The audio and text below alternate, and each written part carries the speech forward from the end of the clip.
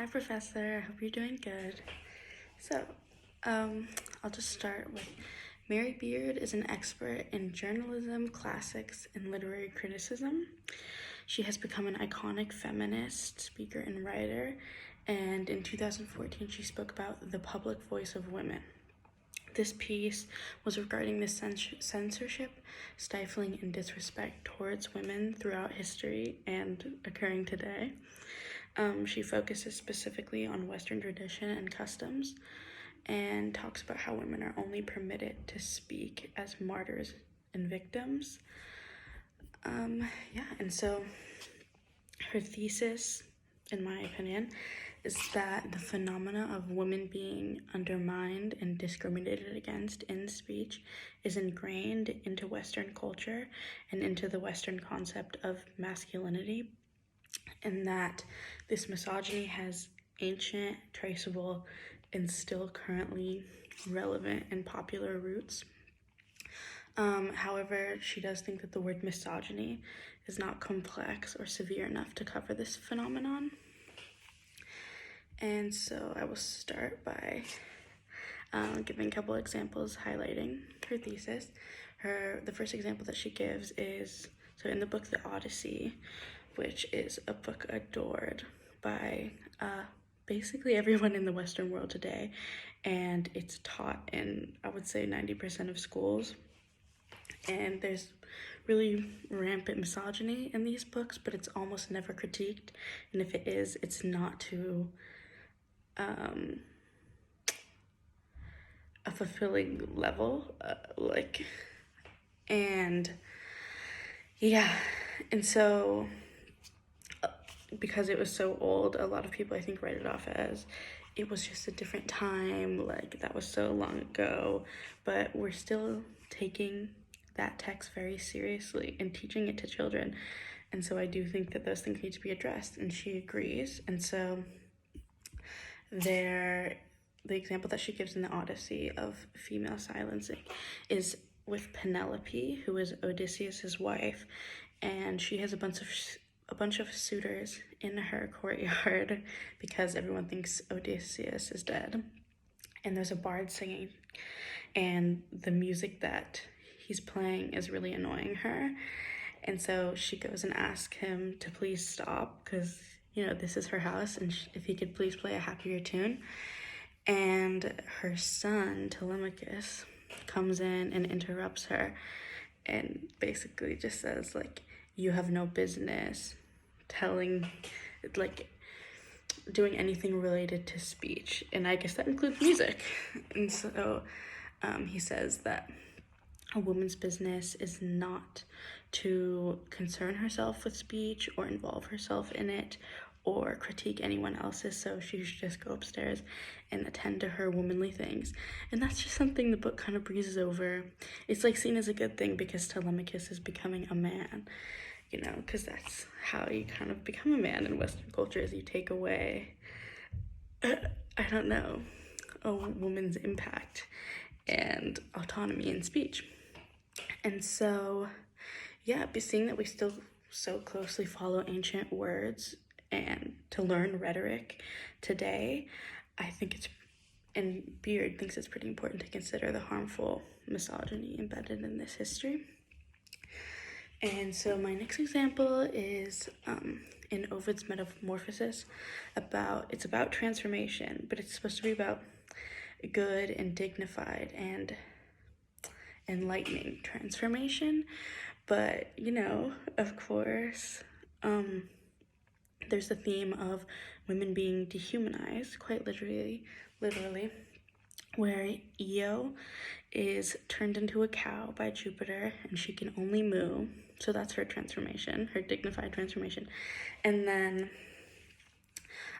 Echo is doomed to only repeat others forever because she was too chatty. And so, I think that is another good example of the silencing of women not being taken seriously, being seen as entertainment, being seen as a story, being seen as irrelevant, or just being used as character building for men. And so my last example proving her thesis is when she speaks of the modern and huge trend of people making rape, abuse, and death threats. And Beard talks about how it's almost exclusively men saying and doing these things to women online and sometimes in person. And so women, and this kind of relates to something that Beard says about women only being able to speak for women's issues. This isn't wholly true in my eyes, but just kind of historically true, because like, even if women just speak about women's issues and make themselves victims or martyrs, it can still warrant rape threats and just abusive threats. But definitely that's more permissible than a woman directly calling out a man, or just even trying to get into the most innocuous and benign subject that is mostly male. And yes, so my last example proving her thesis is when she speaks of the modern trend. Oh, oopsies. Sorry. But the other modern trend of women trying to imitate men or being forced to imitate men, which is related to this.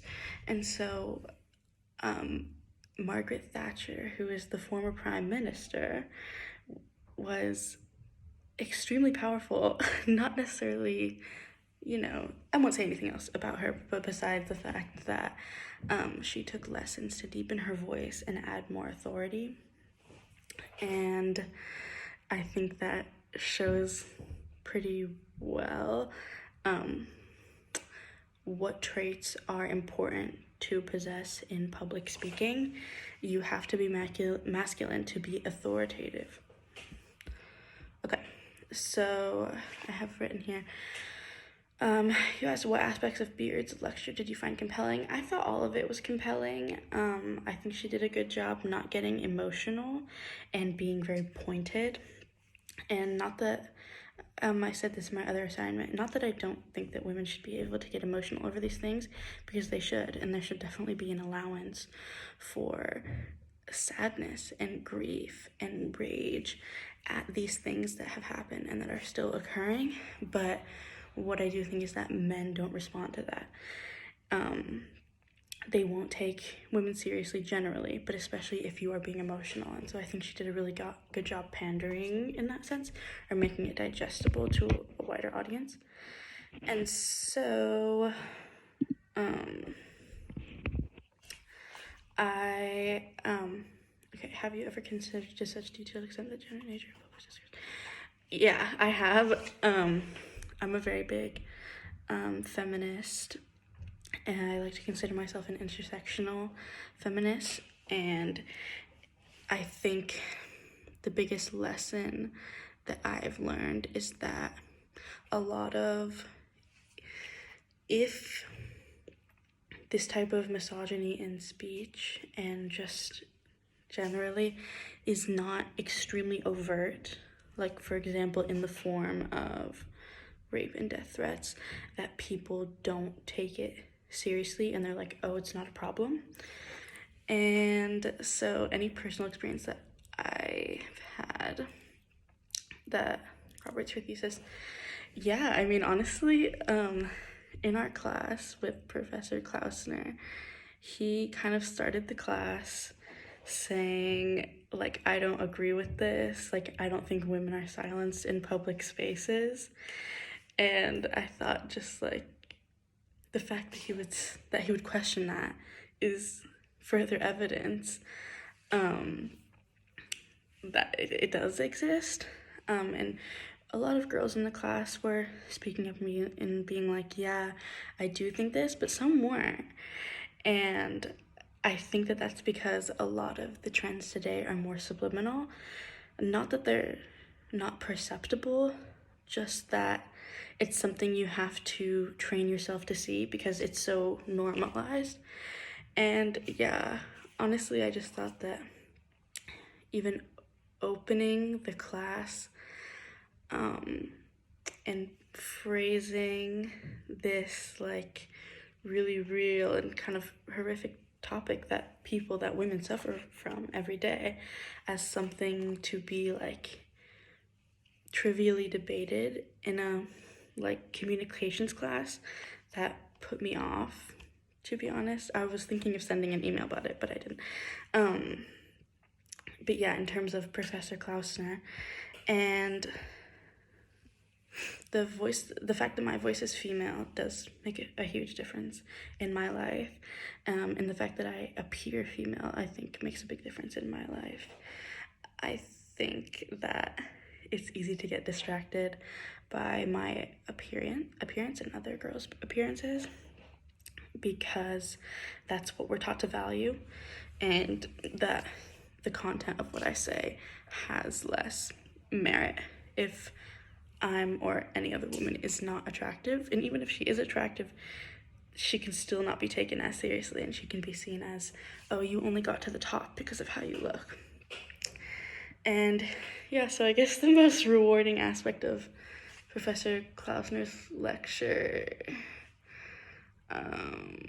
was that he gave everyone a chance to answer the question. He just kind of went around at the beginning, was like, when he was doing attendance, he was like, so what do you, like, do you think women are silenced in public? I don't know. Yeah. So, thank you.